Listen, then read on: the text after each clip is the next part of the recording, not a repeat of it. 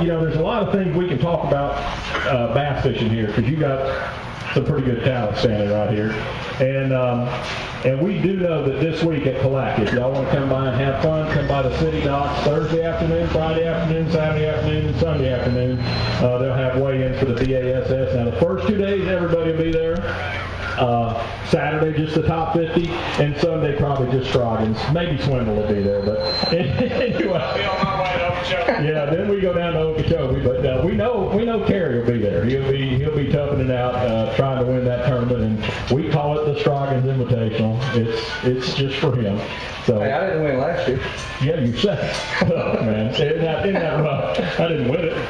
Just second. So Well, look here. Here's the first thing we're going to talk about, because I'm very excited about it, is a Superstick Push Pole.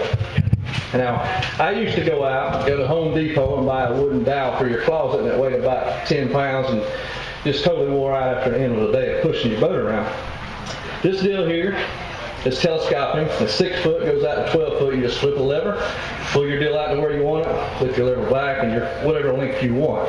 The neat thing about this, 3 pounds, when you get done with it, you just push it back, it goes in your rod box, you never forget it.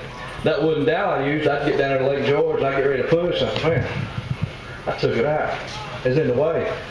So there I am, I'm trying to go through the eelgrass with my trolling motor, not seeing anything because my trolling motor's making noise and can't see any fish. So they're going to last a lifetime. This thing will never break, never going to rot like a piece of wood, and it stays in your rod box, so it's always with you. So a little bit of investment, It has lasts some forever. advantages. Hang on, let's get down to the real thing. You touch that thing around with your Walmart when your kids aren't doing what you were supposed to do. You take that little hook and reach out there and get them by the neck, kind of give them a little, come here to me, young man.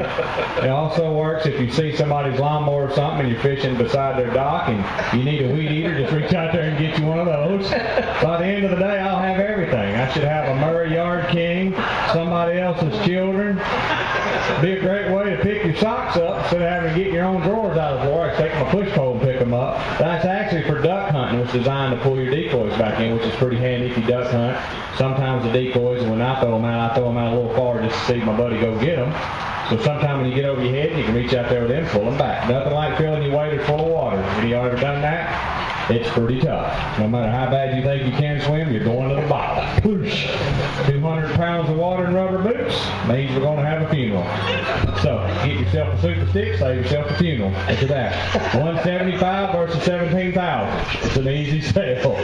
You know, and we were seeing more of these seriously on tour. I can remember when I started watching shawl sight fishing back in the day, you never seen anybody push poling around. You never seen anyone using it. And you really didn't understand why when I first started seeing it. But those guys understand that the quietness in the shallow water is the key, being stealthy. So when you can actually get yourself off a stump, you know, like at the Red River, we stayed on the stumps and in the air more than we stayed in the water, which that thing would have been nice. A lot of guys were actually using those to push pole back in areas, but if you're not stealthy in shallow water, you're probably not going to be successful. So I learned a bunch just by watching these guys, because when I first seen them, I thought, well, hey, they don't even know how to turn their trolling motor up on wide open. They can't seem to get through the grass. Well, after shallow weighs in like 31 pounds with 3 fish at toe hole, I said, look like I need to start pushing around in that shallow water. And apparently, you just make a little too much noise and they're a little too spooky. So look into it. Get yourself a push pole. You can beat snakes with it. I mean, what a great ski resort. You can take them up the mountains, put them on each side to ski down the mountain with them. I love it. You can whoop snakes. I love the kid part at Walmart. Y'all been there, hadn't you? Y'all looking at me like y'all kids ain't never been out of control of Walmart. You ever just had the urge to scream at one? For the love of God, son, shut up. I'm not buying oranges.